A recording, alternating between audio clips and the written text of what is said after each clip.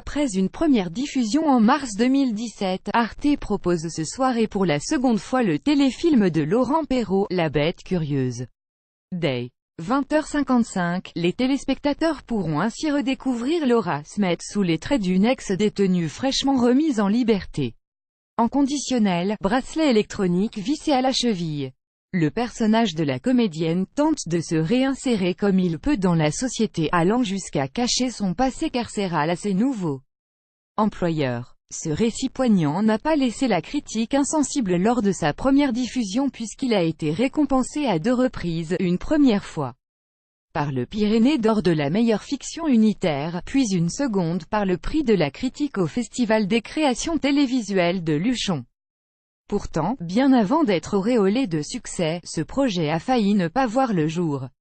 Convaincre Laura Smet d'accepter le rôle n'a pas été compliqué, bien au contraire. Comme elle le confiait elle-même à Télé 7 jours l'année passée, à la lecture du scénario, j'ai été happée par ce rôle, qui m'a renvoyé à mon vécu personnel. Dans ma jeunesse, étant la fille de on m'a toujours regardée comme une bête curieuse. Une fois la présence de la comédienne assurée, il a encore fallu 5 ans au réalisateur pour parvenir à faire valider le projet de téléfilm.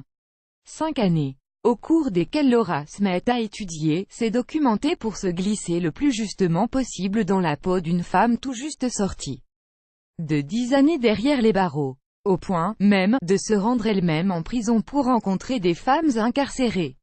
Voilà comment, courant 2013, Laura Smet et son réalisateur franchissent pour la première fois le mur d'enceinte de la prison de Fleury-Mérogis. Tous deux ont obtenu l'autorisation de rencontrer une jeune détenue en attente de son jugement. Dans un premier temps, Laura Smet ressent la pression de l'environ carcéral. J'avais du mal à lui poser des questions, confie-t-elle à Télé 7 jours au sujet de la femme qu'elle a été amenée à rencontrer. Alors, je l'ai observée, j'étais comme une éponge. Je l'écoutais sans quitter son regard. Un vrai échange s'installe alors entre les deux femmes. De cette rencontre, Laura Smet tire de nombreux enseignements. Suite à la sortie du film, elle tiendra par ailleurs à retourner voir la détenue avec laquelle elle avait échangé. À Téléstar, elle confirme lui avoir alors offert un DVD du film. La marque d'une actrice sûre d'elle est fière du travail accompli. Crédit photo, BORDEJACOVIDES, BESTIMAGE.